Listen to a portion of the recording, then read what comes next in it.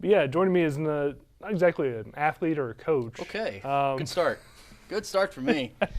Anymore. You're quite the athlete, I think. No, it's fine. No. Fine in the grandest term of the word fine. But you know what we wanted to do is maybe once a month on this podcast, kind of recap what's been going on in sports. And since I put that on you 2 days ago, I thought this time we could talk about you, because you spent a lot of time over the years, talking about other people and telling their story. And not that you have to go into detail of every part of your life, but kind of want to hear how you got here and when that storytelling, the passion for that started. Whoa, okay. So we're just going right into this then. All right. Oh, man. I'm used to being on the other side of this. This is weird. This is weirder than I thought it was going to be, being put on the spot. Yeah, I mean, I always thought it'd be easier to answer the questions than... See, you would think so, but then I want to make sure I'm as thoughtful with the answers that I hope I get from other people. Sometimes you don't get those thoughtful answers, and that's fine. People are nervous, or there's not much to say about it, or it's the week of the game and everybody's beatable. You can lose to anybody. You get the you don't have the cliches to pull out of. No, you get the coach speak, and all the coaches know. I'll just give them a look when I know I'm getting the coach speak, and they'll laugh. I'll laugh, and we'll move forward. But if it helps, for me, because we don't ever really talk about ourselves either. But for me, it started in 4th grade, and it was just creative writing time. I come up with stories and part of it was to entertain. It was to get laughs. And that's kind of where it started, and it kind of grew from there, and then merged with sports. And it was kind of, once I wasn't the athlete that I was anymore, yeah. You had to find other ways to be involved in sports.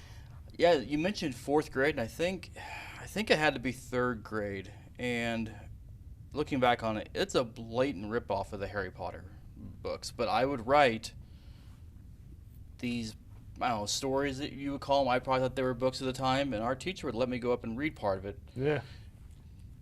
Friends liked it. I enjoyed it. Looking back on it, I'm 98% sure I just ripped off Harry Potter and just changed names and changed it from a magical school to just being a normal school type of setting. But hey, you're, 8, 9 years old at that time, and I can write this, just change this here and change that there, and boom, I'm a writer at that point.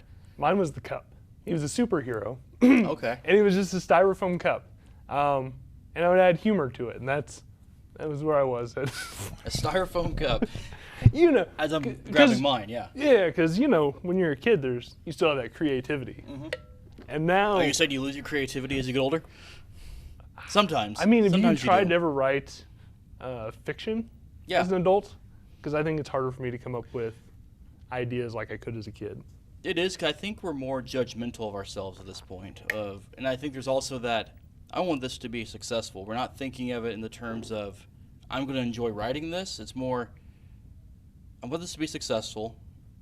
I want other people to read it, instead of us doing it because we want to do it. And I've done the same thing, too, with stuff where I'm like, I could write something like this, sit down, nah, I can't, never mind, give up. Yeah. And I just move on with it. But that is what it is. But going back to, I think, the original question 3 or 4 minutes ago, it wasn't until senior year of high school, really, that I even thought this was an option. It was going to be PE and coaching, because Dad's a history teacher. He coached. I wasn't looking to be, do anything out of the norm of small town teaching, coaching. This is what I can do. You may have ended up back in Rosendale. I don't know if I would have stayed probably but in the area, yeah. You know what I mean? In small school setting, and kind of enjoying doing stuff like that, to where I think part of it was I didn't have a major my senior year halfway through. And the quarterback on our high school team and I both ended up in yearbook that year because we needed, I think, a first hour class or something. We needed something early in the day. Mm-hmm. So we were in charge of the sports section.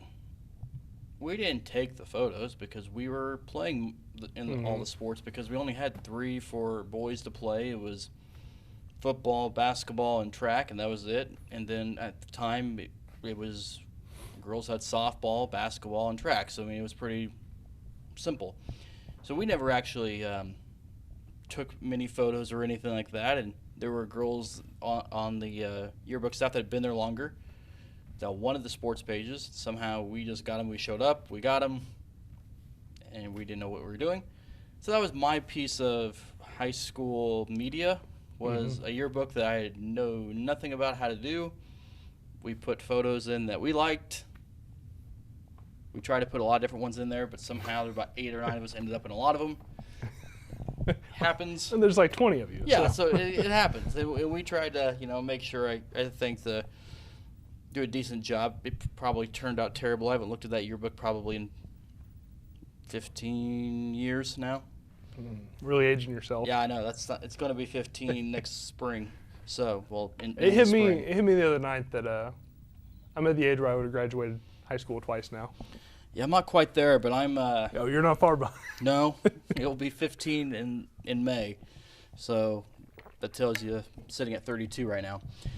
But from there, it was actually because my dad had told me to reach out to Matt Trenton, who was the sports director here, or getting ready. He worked here, I think. I don't think he was sports director yet, because his now wife went to North Andrew, graduated, I think, 4 or 5 years before I did. Played basketball. Dad was her coach. Dad was her teacher. We knew her mom worked at the school. There was that kind of connection. Not a big connection, just through somebody, knew somebody. And so I think I reached out to him at that point just to kind of introduce myself. I want to say it was like Facebook Messenger or something like that at the time. My issues with Facebook, but it's great for connecting with people. Yeah, and so that was how I did that. And I think Matt graduated in the spring of 11 from Northwest. I graduated high school in 2011, so I came in to see he was leaving. He came down here. I think he's overnight producer. And I want to say, I think I chose, I think it was radio broadcasting. I think that was my original, or just broadcasting was my original major. And I thought, like, yeah, radio would be fun. Going into it, no clue whatsoever. Took the classes, took introduction to broadcast operations. You saw a bright future in radio, did you? We were using CDs to burn stuff on, and we probably shouldn't have been. Wells, they've turned Wells into a great space now at Northwest. It was pretty cool. They updated it the summer after I graduated in 2015. So, we were phasing out the old stuff while I was still there, and then I leave, and I come back 2 months later, and oh, look. I mean, we knew it was coming. Now it's kind of a funny thing to be like, yeah, we had none of the new stuff in the building. Yeah.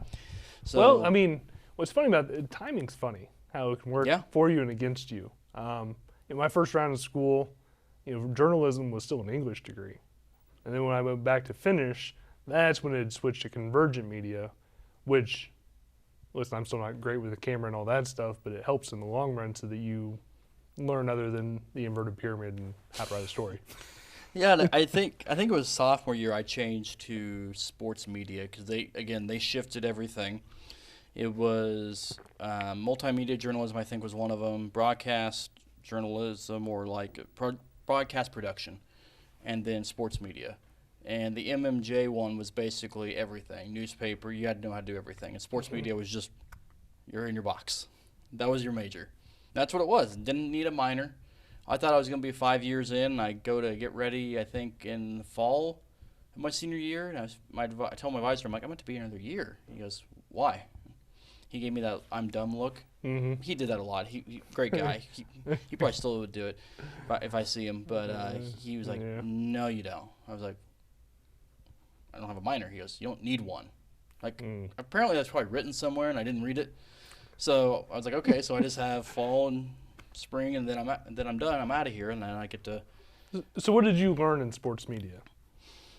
It's interesting because I tell a lot of the college kids now is you can only learn so much in the classroom. Like you can, and I did learn stuff. Jason Offit, one of the professors I had, he was great with writing, and he would just beat you over the head. He would tell you if it was bad. He would tell you if it was good. He wanted you to be better, but that was the catalyst of it all. He would tell you if something was not very good. I mean, he would just flat out say, what was that? Like, be better. And so he would help us with that, but he was also sports photography. He did a lot of those.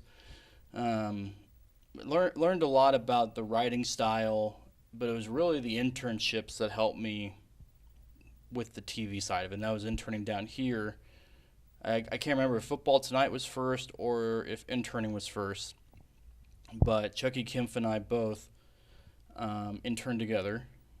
And then I think we both ended up with Football Tonight a year or two together. And so that's really what helped, was that, and also KXCV up there working at the NPR station on campus, and then the student radio station helped. But with the student-run stuff, we made everything. Mm-hmm. The advisors would critique it afterward, but you're in the moment. Yeah. You don't know if you messed up. It's interesting how much trust they put into college kids. Yeah, and then that's kind of, I think it's a good thing, but also it can be a lot. The newspaper especially. I only did that for 7 months, and the advisor told me, hey, it won't be that bad. You won't do that much. Because I just want to take the practicum because I didn't take any type of newspaper stuff in college. And he goes, hey, do you want to be the news editor? And I said, yeah, what'll I do? Just a couple meetings here, get the paper out on Tuesday night for Wednesday. That wasn't what it was. I was there probably till 2 a.m. Tuesday nights a lot because, and the designers were great. I mean, they made some really cool stuff. But when I see the day-to-day operation of newspapers, it's throw it out, get as fast as you can the design out. They would take meticulous hours to make these designs, and they would look incredible. Mm-hmm. We'd be there till 2 a.m. because we had to proofread it all. Because they would spend 8-9 hours making the graphics for everything and making sure, because that's what they want to do is design. Yeah. And so in the moment, I'm like, I'm sitting around just waiting and waiting. I just want it to be done. But for them, that was what they were going to put on their resume was, I designed this, I can design that, I did this that way, I can do all this. So it was an interesting opportunity to have to work in the newspaper setting, because I didn't write a lot of the articles, if really maybe 1 or 2 every couple of weeks, because I would edit the news reporters I had, which was 3 or 4 kids, and they were mostly freshmen and sophomores, I think. And then we would go from there. Then student radio station, I was the GM of that my senior year. That was fun. There was probably more stress than I needed to put on it, looking back on it, but still had a lot of fun with it, calling games and stuff and being able to do different things. So yeah, long answer all the way through, but really it wasn't until senior year of high school I figured out the path, and then I just kind of dove in. How'd you know it was TV? I didn't. I didn't do any TV packages in college, besides class assignments. I remember I did 2 for KQ2 for my internship, and 1 I turned in for my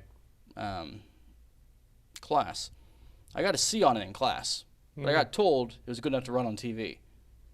So, and that's when I started realizing, okay, each news director, each professor is going to be a little bit more different on what they think is good, what they don't like, and what they do like. Our professor, great guy, really helped a lot. He, red flag verbs were like, if you had is in there, you were done.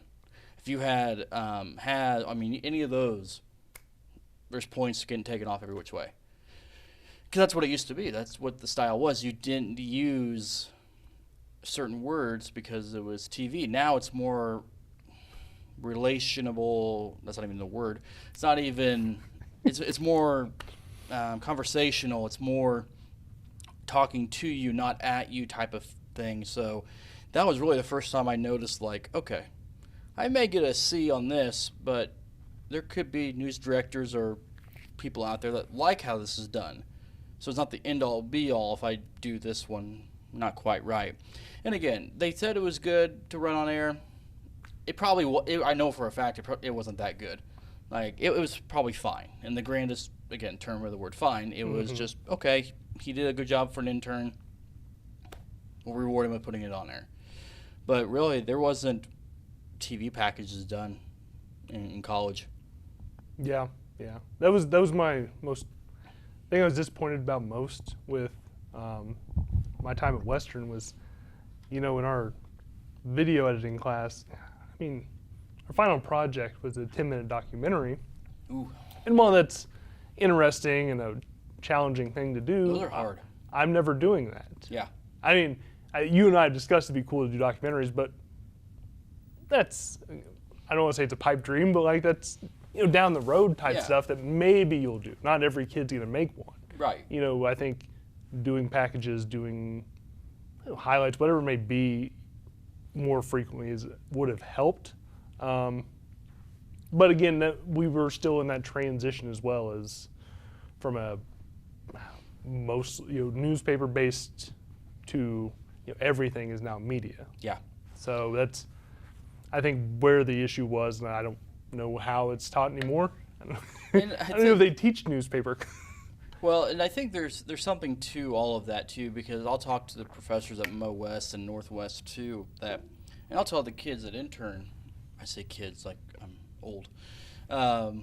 It's fine, but there's a huge slap in the face when you get into a, whether TV, radio, newspaper, whatever, really in any industry for that matter, because you're going from college where you're taking classes, you have a part-time job, or you may have a full-time job, whatever it is, but you're only doing those classes every other day or twice a week or once a week. The assignments aren't due every day. You're not trying to turn things every day, and it's not just a media thing, it's for any job, but you get kids in here, and I'll have them go with somebody, or they'll go with me, show them the ropes a little bit, and then I'll say, okay, I'm throwing you in. It's sink or swim, but we're not going to let you drown. We'll catch you, but it's going to be a last second type of thing where I'm going to wait because I want to see if you can do it, or at least show the steps to do it, because they don't have daily TV shows. They don't have daily radio shows. They don't have all those things that the deadlines are, hey, this is due next Friday. Make sure it's done by Friday at 5 p.m. Okay, you have a week to go get a couple interviews, the B-roll, write it, put together. Now it's like I need them to go get 2 stories, set up the interviews, go find them, B-roll, turn it all in 8 hours. And that's a lot when you're coming out and thinking about it. And it still can be a lot, because depending on what the story is, depending on what you're doing, it can be daunting. But coming out, you don't have a good idea that if you're not in internships that are showing you like, okay, I thought I knew what this was going to be. It's here, but it's actually way up here of what the expectations are. And most of the time, most have gotten it. Not everybody gets it, and that's okay, because they find out this isn't what they want to do. And that can go for any field too. You get into the real world of it, and you're like, ooh, this isn't it. Okay, that's fine. You give it a shot. But a lot of them that I've worked with, they've made it through the hard part, and then after that, they've either decided, yeah, I want to keep doing it, or I'm not getting that fire-burning passion from this, and that's okay too. Yeah. How many of those those first years, maybe not years, but at least first year, months, whatever it may be, that you were out in the workforce, how much has that helped you now as someone or that teaches it more? Because your job is, you don't refer to as a teacher, but as a director, you kind of are. First probably year and a half, terrified and just anxious every day, because okay, number one, what am I putting on the show? Number two, what are we going to go cover? Hope I cover it right. Hope I don't mess this up. Hope I don't do that wrong. And part of it too was I was coming in. It was another guy and I, Nate Foy. He started I think a month before I did, so it was a brand new sports department coming in. Matt and Justin have been here I think 4 years together. Everybody kind of knew them before that. It was, you had Minley, you had Lance Snow, you had consistency of faces for quite a while. People coming through, at least the sports directors were. Now I had the feeling of I'm replacing Matt. People knew Matt. They don't know who Nate and I are. I put that pressure on top of it too. Okay, this is what they would have done. This is what they would have done. And for a while, and I still do it to an extent, I would ask them, like, hey, would you go to this or that? Would you go to this or that? And then sometimes I'd be like, you just got to pick. And so now a lot of times I just pick, but if there's something where I'm still like, I don't know, because it's both two options, a good ones. I'll just go get feedback, but that was a lot of that first year at least, was a lot of second guessing. Were you comfortable on TV? No. Wasn't. A lot of fast talking. A lot of I still talk fast, but I've tried to slow it down. A lot of probably imposter syndrome is probably the best way to describe it.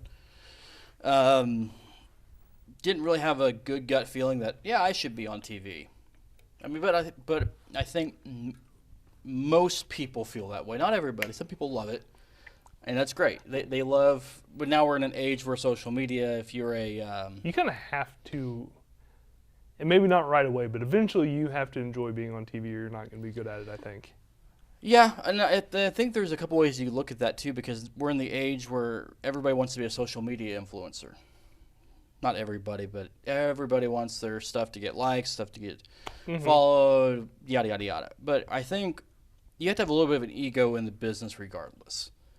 And it can be a good ego or a bad ego. The good ego is that you're proud of what you're creatively able to do and share other people's stories of what they're doing with your words and their words together. The bad ego part of it is, I'm on TV, I don't care about the interviews, I'm just going to mail this part in, but hey, I'm on TV, people get to see my face, it's all about me.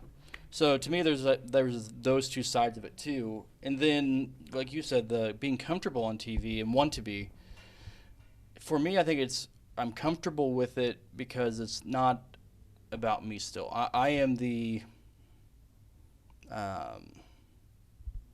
road to get us there, basically, or I'm the tour guide. It's not about what I'm doing personally. It's, here's the story about this team or this company, this organization. I'm just steering it.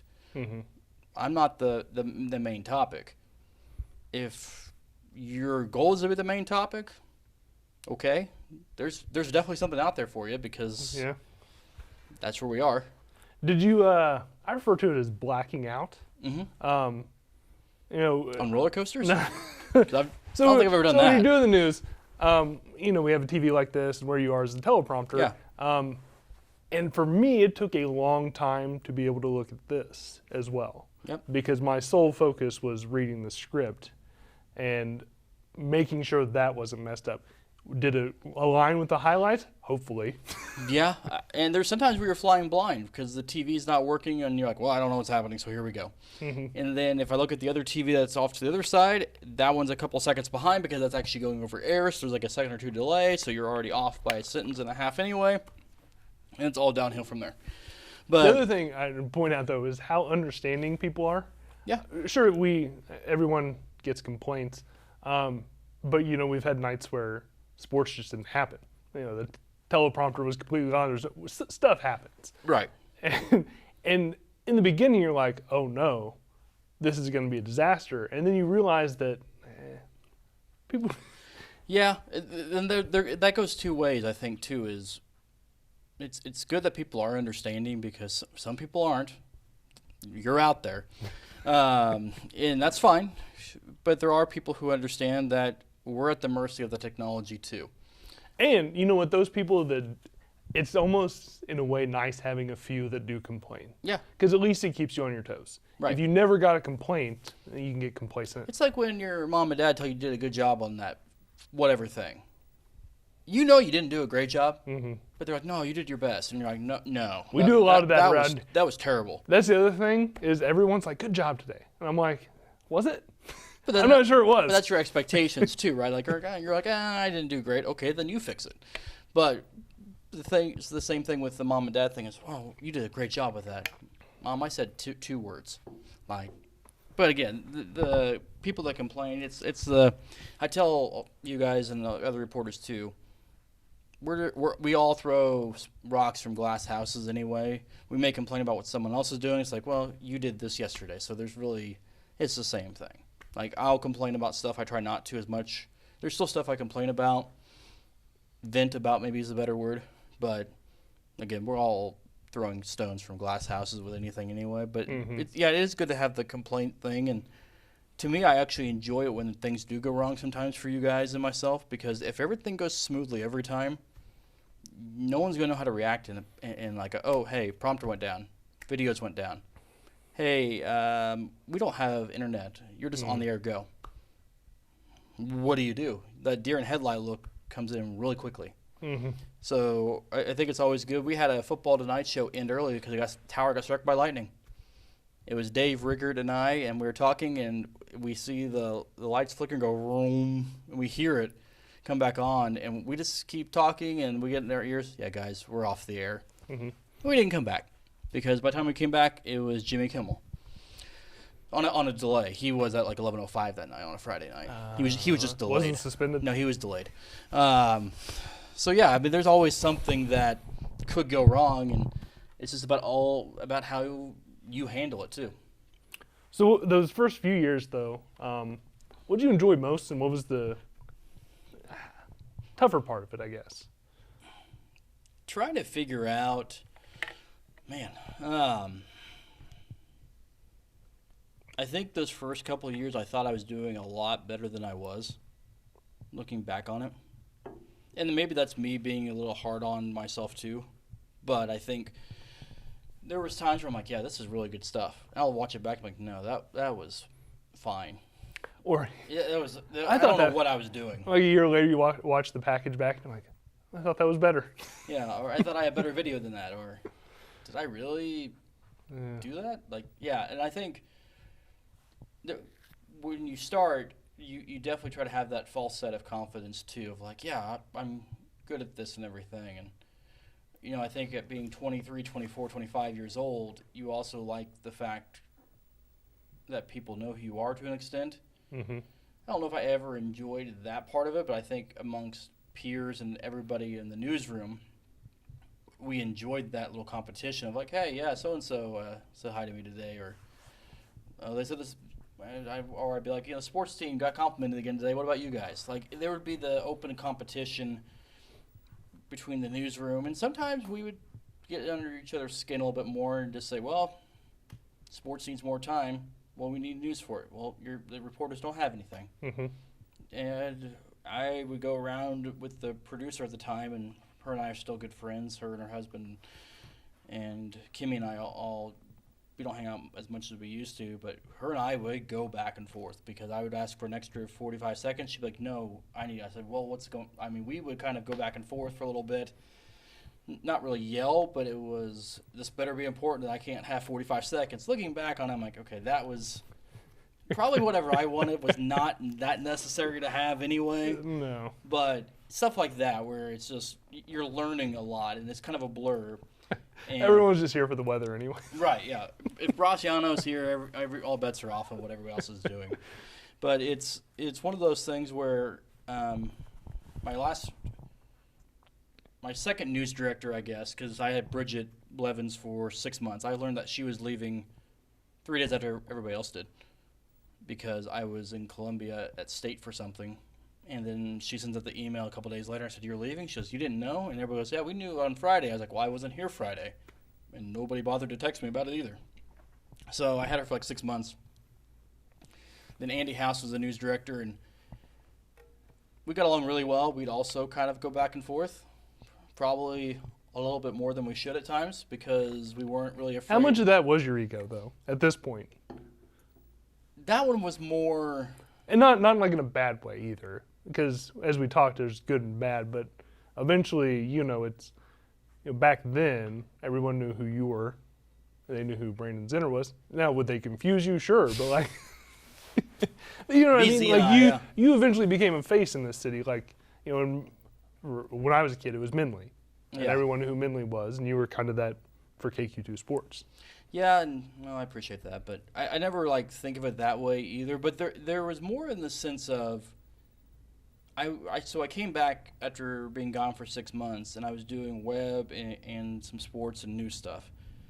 And Andy and I would kind of go back and forth, like, hey, I need you to do this. I'm like, well, I've already got this set up. He goes, why need you to do this? I'm like, okay, I'll do both. He goes, no, I want you to do that first. And so we would just kind of who's going to back down first? And most of the time we were joking the whole way. Every once in a while, him and I There was a time we didn't talk for 3 months. That was pretty early on because I was frustrated because it was 3 months. We were pretty petty, and my desk and his office was about 15 feet apart. If we did talk, it was, you have that? Yep. Whole newsroom knew that we just weren't on speaking terms because I was fed up. It was in between Nate leaving and Jesse coming in. I was doing everything by myself for like 7 weeks, and I was sick for like 3 of them. And I got the score wrong. It was a Chiefs game. I forgot to update it late.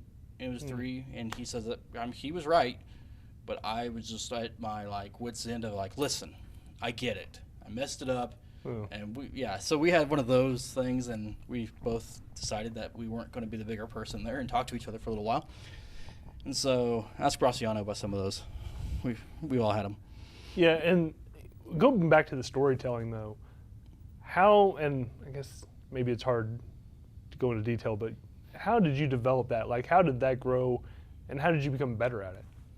I think a lot of it was repetitions, but I had people watch them. Not people here watch them. I mean, people did internally watch them quite a bit. I would send them to Ryan Mindley. I'd send them to Matt Trenton. One of my buddies in college, still one of my very best friends, he worked up in Des Moines at KCCI as a photog, and their sports director, Scott Reister, I sent it to him a few times. And I was told that, he'll rip you apart. Well, he was nicer because he didn't know me that well, but he still did. I mean, he ripped. I mean, there was 3 pages of notes on stuff, and Minley would do the same thing. Matt would do not as many things like that, but he would still like walk me through them. Minley's was cut and dry, like nope. What are you dumb? And stuff like that. And I was okay with those type of things because I'm like, okay, no, you're right. That was pretty stupid. If dumb is the meanest thing you said. Well, it wasn't, but I figured we should probably keep this relatively calm. That it was just blunt criticism, but also they would tell me what was right about it. It wasn't just, that's terrible, you don't know what you're doing. It was, hey, this needs to be here. You don't even need this part of it. Because it's a challenge because we're trying to get people to stay tuned in. The family and the people impacting it, they'll say they'll love it, maybe they won't love it, who knows, but they'll watch however much about them as they can. It's everybody else that you have to keep invested too. That's the hard part because you want that family or whoever it is to enjoy what they're seeing. But how do you do that for 90 seconds? And that's a tough part because Minley told me early on it was wait till the very last second. Not second, but like wait till like 5:30. Then start putting a package together from scratch. For the 6? For the 6. So it'd give me about 45 minutes. I think I got to 5:30 once. Didn't really enjoy it because I had a bunch of other things going on. But he said, give yourself less and less time to get something done. Because then you can know you can do it. From there, you back out and start being more creative as you go. And that did help, and that does help because there's some times where I'll have directors, I'll have producers now, I'll have you guys who go, hey, this isn't in yet, and it's 4:53. I'm like, yep. In my head, I'm like, I am pushing this a little bit today. Or I'll have Mary Grace or whoever's anchoring going, hey, there's no script in here. There's like 4 minutes till. I'm like, yep. Let me hit save here in 2 minutes, and you have about 90 seconds to see before it comes up.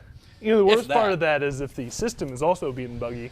Well, that also could happen, yeah. But you know, sometimes it does it for you. It's like, hey, I know you feel like you have plenty of time. So let's slow this down. But also,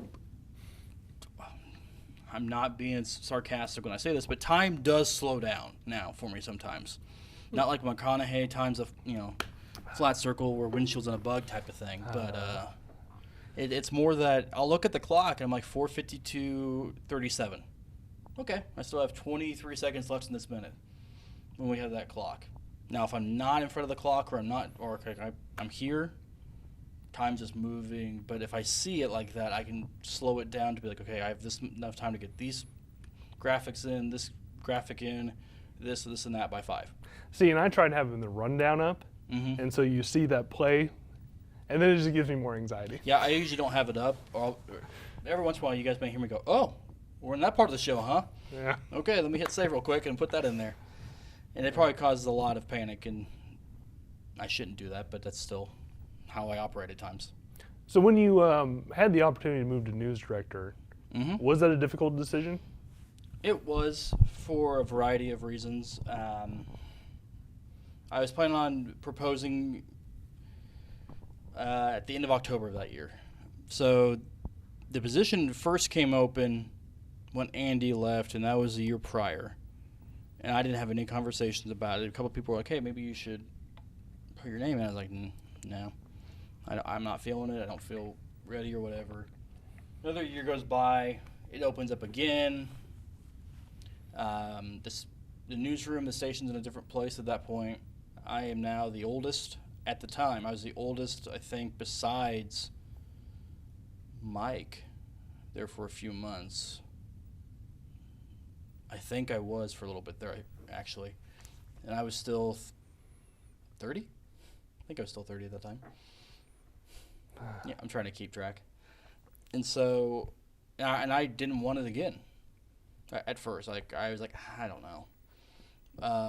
But I took on like the unofficial interim role type of thing where I'm the go-to. I think every boss, even when they have it, they're like, do I still want this? Yeah, there's days like that. But it was more, I took on the interim role type of thing. Because, again, I was the one that had been here longest besides my brother. And we had new anchors starting with the morning show and the evening show with Courtney and Mary Grace. And Mike was here. And I think Scott Kilgore was here helping out part-time at that point, too. So luckily we had him, too. But so Brett had just started, too. When did you actually start? Mid-October. Of 23. Okay. Yeah, 23. I was going to say, I started in early 24, and you couldn't have had the job very long. It was about 2 months of full-time having it because, thankfully, Colin and our GM, Dirk, had reloaded the cupboard, so to speak, because we didn't have a lot of reporters in August of that year. We had a bunch of new reporters. I mean, they were. I know there for a while. You and Mitchell were doing we were doing quite a bit. We had fresh reporters coming out of college. We had some coming in August or early September, and then we had a couple more coming in November of that year. And that kind of helped a little bit because I was thinking, I'm like, I don't really want the responsibilities of part of that. And so I was thinking about it, and then it got closer to the proposal time, too. And I went, well, that is a pay increase, too. Because, I mean, that is part of it. I mean, it was sports director. You don't make a ton in local sports. It's like coaching smaller school sports, not your big high school Texas football salaries that you could probably not imagine what they're making.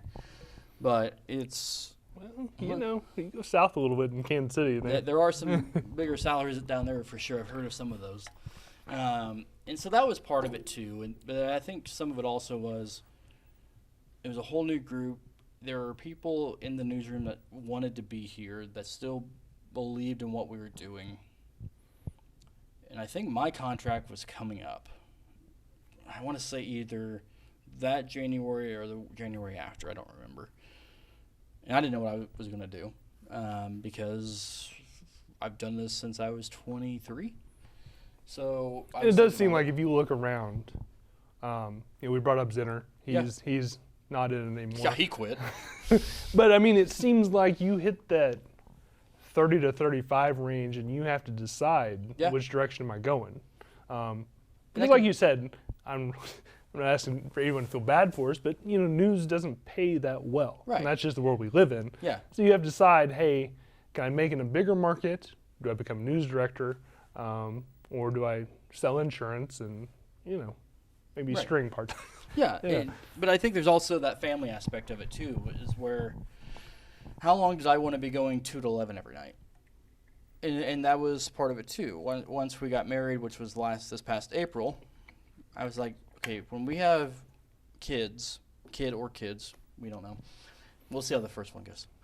I don't want to be the one that is gone from 2 to 11. Like, maybe I could be the one to take them to school. That'd be great. But I'm not going to see them the rest of the night. And I've had others, I don't think he'll care. I'll just say his name anyway. Matt Trenton's one of them. His kid is, I'm going to feel kind of old, I think 7 or 8 now. He was out doing the college games, and he loves doing them, but he missed his son's first basket that he made. Mm-hmm. And he goes, I love what I'm doing, but I'm missing my child's life too. When Chuck and I talked about this last week too, is that, you know, for a long time, I loved being at football games. Mm-hmm. Looked forward to it. That was my favorite 3 months out of the year. Yeah. But then, I think it was 2022, and it sticks out because that was the year, North Andrew and Worth County had those 2 great games where they went back and forth. And even in the middle of that, I had gotten a video sent to me or a photo of my kids, one of them, and it was like, kind of wish I was there. Yeah. And that's kind of how it changes. And I still care about the kids in our area and providing them with good coverage, but you do reach that age where it's like, And you were still able to do both to an extent. You just have to have it figured out. Mm-hmm. Because, and this is, I'm not going to use schools here, but I don't want to be covering school A and school B and doing 30-second highlights while my kids are going to do something else where I can't see them play. Mm-hmm. Now, if it happens every once in a while where I'm going to go shoot highlights or do a story with school A and school B, that's fine. But I don't want to be gone consistently where I don't see anything that's going on. Yeah. And, to be honest, in winter, spring, I have a stepson that goes mid-Buchanan. If I can go cover those games and then I can be there and see the little ones, I'm going to do stuff like that. Now, I'm not going to do it all the time, but, if you get those opportunities, you have to take those. Because, like you said, it is hard from 2 to 11 to be gone. Yeah. And I try to do this with all of you guys, news, sports, except for Braciano. He just he's old. He kind of leaves where he wants. He just leaves when he wants to. He has 4 months of vacation. At least. He's gone right now. Yeah. Somewhere in Cape Cod or Plymouth Rock. I don't remember which one he's at right now. But my college years and then early, I just worked nonstop. And the last couple of years too. I'm still working on that to an extent. But you could ask Kimmy too, that worked a lot of long hours. I probably didn't need to work in the grand scheme of things. So I want you guys to be able to work while you're here. And there's some stuff you ought to do at home, but go enjoy being at home. Yeah. If there's something that we need to get done or post real quick, do it. It takes 5 minutes, put your phone back down, walk away from it. Yeah. Well, and technology is great in that way because you can work from home. Yeah. I can get my computer here and do stuff, packages, whatever there, But it's more, I want you guys to be more balanced because I don't want anybody coming in going, work. Yeah, there's going to be days where you don't want to work. Doesn't matter what job you have. You could be like, I love my job every day. And I'm like, not every day. You're not going to. No. You're not, what's his name from Ted Lasso, where football is life, or you're Danny Rojas. You're not that happy every single day. And he's not even happy every single day. All you have left to make is a Creed reference. And hey, bingo card be full. Well, I've made the McConaughey. I've made the Ted Lasso. Yeah, you're right. Yeah, we're only with arms wide open away from getting this done. So what? You take that job. What was that? I mean, I assume you knew what was expected or what was coming as news director, but can you really expect all of that to suddenly, when you're, in charge of, it's just you and Mitchell versus now an entire newsroom? Well, Mitchell was like 12 people. Keeping track of Mitchell was something else. Here, when he was off work, he'd be like, I still try. Yeah. There's tsunamis or whatever's happening in Hawaii. Yeah, he doesn't respond. I was like, you doing all right? Nothing. 4 hours later, he goes, yeah, I'm good. All right. Glad I checked in on him. Glad I cared. But I think when, it was interesting taking over, I guess, because I was sitting in there with the likes of about 4 or 5 people. Like, we're on the same playing field. Now I've got to be the one saying, no, you got to come in now. Yeah. And I still don't enjoy doing that as much. Like, I'm very much hands-off, and you're going to do it. I'm going to trust you to do it. But if you don't, then I have to get involved. And so that's part of that, too, is where I don't want to be over your shoulder because I don't enjoy that. I know a lot of people don't enjoy it. Some people like their hand held through the whole process. I'm not going to do that. So you're going to have to figure out how to do it. And it was difficult at first because everybody was new, basically. So everybody was learning how to do the job, but I couldn't get that flustered with them. I would slowly start building as we went. Like, it was, okay, yeah, this went wrong, but okay, they did this right. Okay, 6 months in, guys, this is where I want you to be, or this is what we should be doing. Year in, I remember telling everybody, guys, now mistakes need to be as not as many mistakes. Well, that's what I was going to ask is how your leadership changed in that time, because I know when you're a supervisor in a restaurant, you're in charge of people similar in age, and telling people what to do is, I mean, at least for me, is a challenge because, again, like you said, no one likes being told what to do. Yeah, I think it's more, there's things that have to get done, but there's also letting them be creative too at the same time. Where, hey, I'm going to need you to go do this. Yeah, you don't want to go do that, but you're doing this and that on top of it. Like, I need you to do this one thing for me. You're still going to do the other things that you're doing. Just take one for the team here. Like, and that's what I do with a lot of it a lot of the time. And to me, it seems like the first year was setting expectations of what you wanted, and now it's reached the point where you now have to enforce it. Yeah, and it's, I mean, don't get me wrong, it's not sunshine and rainbows, not every day. I mean, there's days where I'm like, what are we doing? But that's any job. I don't need you to vent about your job, but I think it is interesting for people to realize that, hey, or to talk about the difficulties of any job. Yeah, and I think that's what the biggest thing is that I'm not going to paint the picture that everything's perfect, because it's not. We're going to make mistakes, but I make sure we own them when we do. I'm not going to have us cower away from a mistake, because I know a lot of times people do cower away and go, no, we didn't do that. No, you did. We all saw that happen. And we see that play out a lot in this day and age, where no one wants to take accountability for what they did. It's more pushed out to somebody else. No, if we mess up, we're gonna say we messed up. We're going to fix it, and then we're going to go from there. And so, but I think of a lot of it now is, okay, here are the expectations. Here's what I expect out of you. If you don't get there, we're going to figure out why you're not getting there. If it's something we can fix, great. If it's something we can't, okay, that's fine, but maybe that's where we have a different type of talk, where what do you want to do? And so that's where I'm trying to be as helpful without, to me, it's no point in ripping anybody's heads off, because that doesn't build anything. And, since last year or so, you've added basketball tonight, Sports Central. How happy are you with what you've been able to accomplish in a short time, and is there more you want to do? It's a loaded question. Well, I mean, I guess maybe it's fair enough you took football tonight, something that was extremely successful, and you convinced people to, let you do basketball, which I assume was pretty successful because people love sports. They do love sports, yeah. I mean, those sports shows. I mean, ratings show that night, just your average night, people are watching the weather, and that's about it. But people in this area do care about sports, and they do. And I don't want to make it, because I'm not reinventing the wheel with any of this. Sure, but you have to convince people to do it.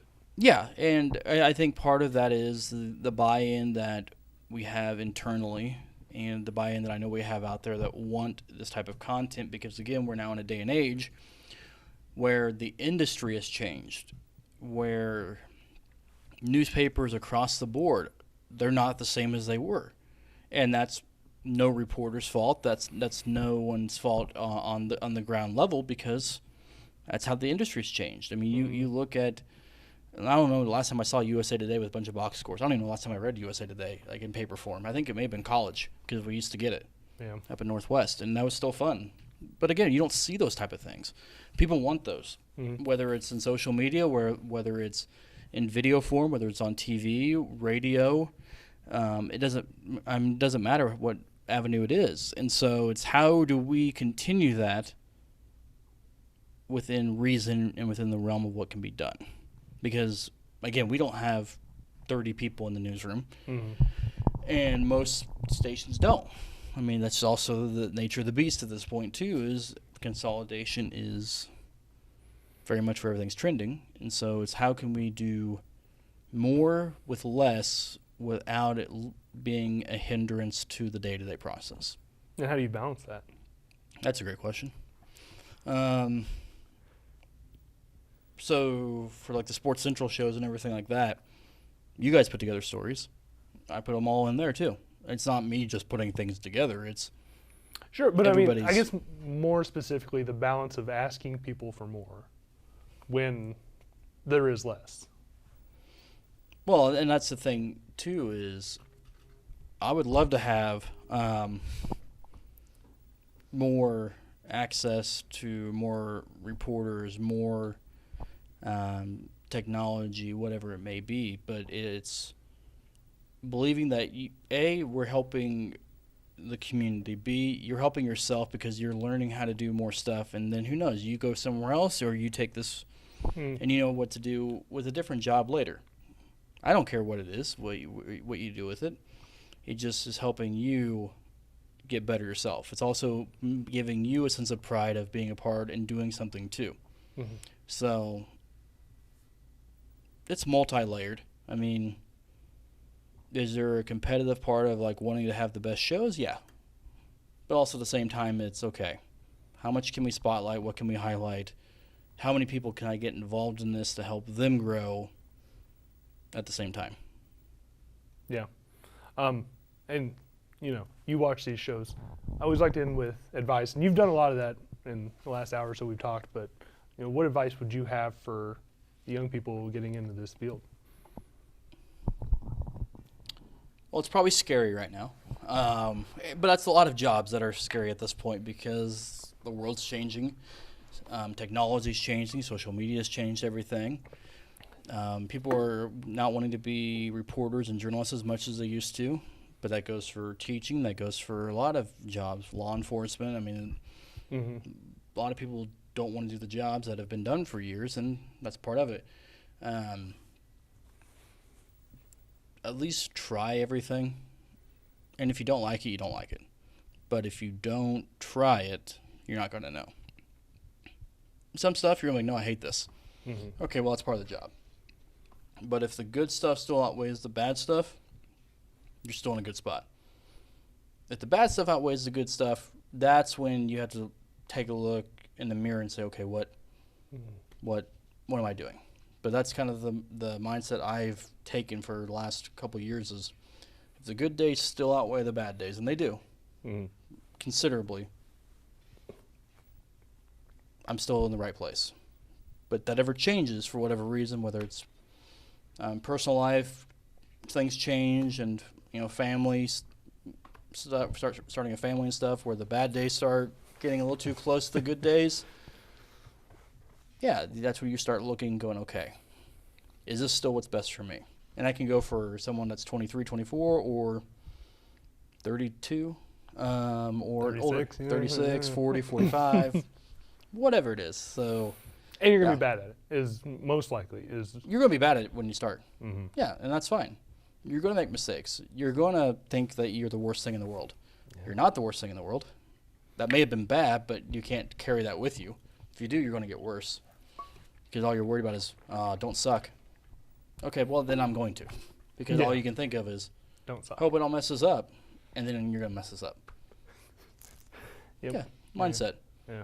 Well, we'll figure out what we're going to do next month. But that was a good idea to have you come on and talk a little bit about yourself. Yeah, we weathered that storm. That was a Creed reference with... No. We got it. We got it in there. Yeah. You're welcome.